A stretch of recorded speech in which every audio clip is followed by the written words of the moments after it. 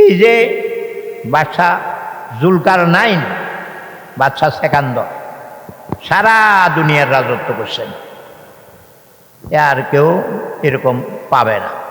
সারা দুনিয়ার রাজত্ব করছে। মরে যাওয়ার পরে আগে দিয়া মানুষকে উপদেশ করছে, আমার যে সময় আমার কাফন ভরাবি ও সারা শরীরে কাফনের কাপড় দিস না, হাতগুলি খালি রাইস, আমার হাতে যে নাই এটা লক্ষ লক্ষ মানুষ দেখবে। এটা মানুষের শাক। সারা দুনিয়ার মানুষ সারা দুনিয়ার রাজত্ব করে যাইতে খালিয়াতে গেছে। কেন গেছে? খালিয়াতে গেছে। তো সারা দুনিয়ার রাজত্ব করে যদি খালিয়াতে যায়, তো ওই ছোট ছোট এলাকার জমিদারে কি কিছু নিতে পারবে? এই জিনিসটা সারা দুনিয়ার মানুষ আমার থেকে দেখে নেয়।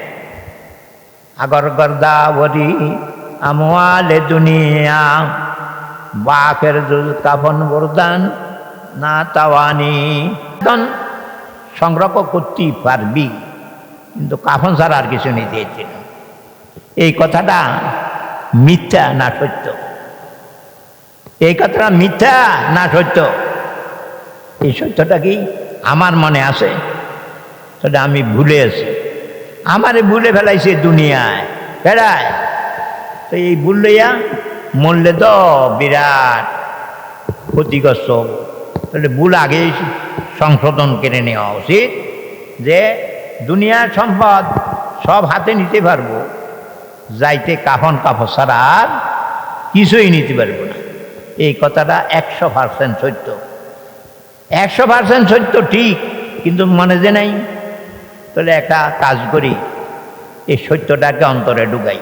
হ্যাঁ, মাটির নিচে বাড়ি আমার, মাটির নিচে ঘর, এই দুনিয়ার আপন যারা সবাই হবেন পর। কার লাগি কান্দরে মন, কার গরু বান্ধ, আপনে মরিয়া যাইবা ওরে মান তুমি, পরের জন্য কান্দ। যারার ঘর দিছি তোর একজনও তোর আপন নয়, রিভর। আরে নিজের কাজ যে নিজে করে, হেতে না বুদ্ধিমান। নিজের কাজ বাদ দিই পরের কাজ করে, এতে কি বুদ্ধিমান হইতে পারে নাই? তাহলে আমরা বেকুব, কাজকর্মে বেকুব। এমনি ধনী কিন্তু আসলে বেকুব। আল্লাহ পাক আমাদের নিজের কাজ করার তৌফিক দান করেন। শস্যদের শহীদ মরহুমে গজল কইতেন, কার লাগি কান্দরে মান, কার গরো বান্ধ,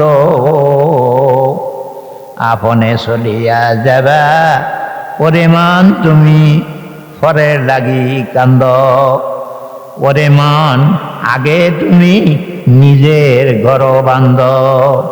আল্লাহ এই কথাগুলি বুজুর্গদের কথা, এটি আল্লাহর কথা, এইটা স্বয়ং মুহাম্মদ রাসূলুল্লাহর কথা।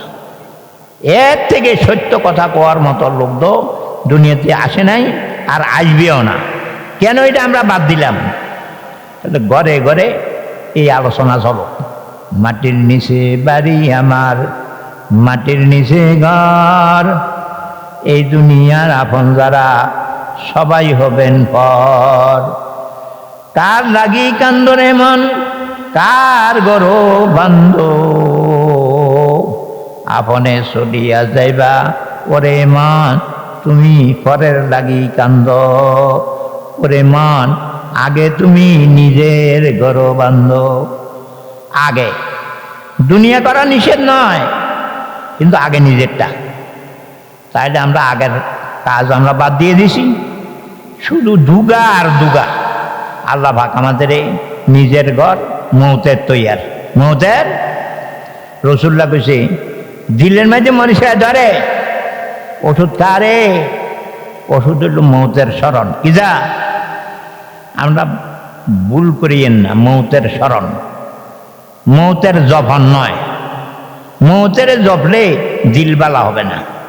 এক রাজা গেছে, দিল শক্ত, মানুষ মরে গেলে একটুও ব্যথা লাগে না, একজনের উপরে আরেকজনরে দফন করে দেয়। কিন্তু মনে ব্যথা লাগে না, বুঝতে বুঝতে যে মন শক্ত হয়ে গেছে। আর শক্ত মন এটার ওষুধ হলো কি? শক্ত মনের ওষুধ হলো যে নিজে এটাকে নরম করবে, আল্লাহর কথা স্মরণ করে, গুনার কথা স্মরণ করে। সে যদি নিজে এটাকে নরম না করে তাহলে জাহান্নামের আগুন দিয়া আল্লাহ তার এটা নরম করাইবে। নিজে নিজে নরম করাম তো ভালো, জাহান্নামের আগুন দিয়ে নরম করাইলে এটা কি সহ্য হবে? তো ফিসাব একজন আছে, যাই একা হুজুর আপনার কাছে মরি দিয়েছি কিন্তু দিল তো নরম হয় না, কি হয় না?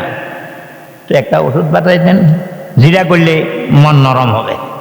তো ফিসাব এতে কইছে দৈনিক 100 বার মৌতের কথা স্মরণ করবি। ফিসাবের এই সবক এতে কিন্তু বুঝে না, এতে তসবিহ ছাড়া একটা লইছে, তসবিহ ছাড়া লইয়া মুসল্লাত বইয়ে মত মত মত মত এটি কয়। কইতে কইতে অনেক দিন কইছে। এরপরে যে এক হুজুর ওই মতের স্মরণ করছি তো, দিল তো যেরম হেরম। জিজ্ঞাসা করে কেমনে করছ? ওই তসবিহ ছাড়া লইছি আর মত মত কইছি। হিসাবে বুঝতে আরে এতে তো বোকা, যে ছোট মোটো বোকা না, বিরাট বোকা। আমি কইছি এতে মৌতের কথা স্মরণ করতো, হাতে মৌতের কথা জবে। মুখে যেটা করে এটা হলো জব, অন্তরে যেটা বসে এটার নাম স্মরণ। এতে যে মৌত কইছে হাতের মৌতের কথা তো বিচরে আন্দায় নেই। হিসাবে বুঝছে ও বালা, এতে ওষুধ তো খাইছে কিন্তু ভুল ওষুধ খাইছে। একদিন হিসাবে কয় তোর দিল নরম হওয়া দরকার কিনা? অবশ্যই দরকার। তুই একটা কাজ কর, তোর রাজত্বে আমার দিয়ে এলা, রেজিস্ট্রি করে দিবি। এর ফলে দেখা যাক তোর মতের স্মরণ আসে কিনা। এতে রাজা যদিও দুনিয়াদার কিন্তু হুঁশ আছে, দুনিয়ার রাজত্ব দিয়ে কি করবো? আসল কত হইল দিলের রাজত্ব, দিলে ভালো হবে। তো ফিসাবের নামে রেজিস্ট্রি করাই দিছে, আজ হয়েছে দেশের রাজা ফিসাব। তো এখন ফিসাব রাজা হলো, দেশের সমস্ত আর্মি বাহিনী পুলিশ সবেরে বলাইছে। বলাই আয়া কয় হয় শোন, এতদিন তো রাজত্ব আমি করছি, এখন আর আমি রাজা নাই, এখন রাজা হইল এই ফিসাব। যাই কবে তাই মানবি। সবের আনি আল্লাহ দিলে ফিসাবে রাজত্ব বুঝি নিছি। এখন রাজা কি হয়েছে? রাজা প্রজা হয়ে গেছে। আগে যেরকম গরিমা ছিল আমি রাজা, আরেকজনের দিয়ে লাভার পরে কি এই গরিমা রয়েছে? এখন তো আমি সাধারণ মানুষ। এখন হিসাবে একদিন করছে এখন তো আমি রাজা, তুই তো একজন প্রজা। দুনিয়ার যত অপরাধ হয়েছে এটির বিচার হইতে হবে। তো তুইও তো একদিন রাজা ছিলি, তুই না অন্যায় করছ, এগুলির বিচার হবে। দেশে ঘোষণা হয়েছে রাজায় যে সমস্ত অপরাধ করছে সবে বিচার দাও। এতদিন বয়ে দেওনি, এখন দাও। একজনে হুজুর আমার তো বাইরে মারিয়ে দিয়েছে, এই রাজায় ক্ষমতার বলে। আরেকজন আমার সুন্দর মাইয়াটা জোর করে বিয়ে করে এলিস। আরেকজনে কয় এ মেয়ে সুন্দর বাড়ি করবে, আমার বাড়িটা হচ্ছে আরে জোর করে দখল করি এই বাড়িটা দখল করে নিস। এরকম হাজার হাজার বিচার কার নামে? রাজার নামে। এখন তো রাজা নাই, এখন তো প্রজা। যখন এই কে সকল হয়েছে, রাজা একদিন দেশের মানুষকে ডাকছে, ও রাজারও ডাকছে। ডাইকা ও মিয়া, তুমি এতদিন তো রাজা ছিলা, এই যে লোকজনে কেস দিল এগুলি কি ভুল দিল না ঠিক দিল? সব ঠিক। কেউ অন্যায়ভাবে তো দেয় নাই, অন্যায়ভাবে দেয়, সব নেই। তো আমি তোমাকে জিজ্ঞেস করি, তুমি একদিন রাজা ছিলা, কেউ রে খুন করলে বিচার কিতা করছো? খুনের বিনিময়ে খুন, খুনের বিনিময়ে খুন। তাহলে তুমি যদি অন্যায়ভাবে কারোর খুন করিয়ে থাকো, তো তোমারে খুন করা এটা কি অন্যায় হবে? না, অন্যায় হবে না। তাইলে এখন দেশের মানুষের সুযোগ পেয়েছি। হাজার হাজার কেস রাজা বসছে। এই দেশের জনসাধারণ পূর্বকার রাজা বহুত অন্যায় অবিচার করছে, তোমাদের উপরে জুলুম করছে। আজকে সে সব স্বীকার করছে। স্বীকার করার পরে বিচার যা হয় তাই মানবে। তাহলে এখন তো আর সুযোগ নেই, এখন তাকে ফাঁসি দিতে হবে। তোমরা রাজি আছো তো? খুব ভালোভাবে রাজি। এতদিনে না ভয়ে কই নেই, আজকে তো দিতেই হবে। এখন সারা দেশে ঘোষণা হয়েছে, এতদিন রাজা রাজকীয় ক্ষমতায় মানুষের উপর জুলুম করছে, আজকে এটার অ্যাকশান, এটার প্রতিশোধ নেওয়া হবে। কিন্তু নগদ নয়, নগদ নয়, প্রতিশোধ নেওয়া হবে ইয়ের পরে, 50 দিনের পরে। ইয়ের পরে কেন? এই মেয়ের তো মনের বহুত আশা আছে, জীবনের শেষ আশাটা মেয়ে পুরো করে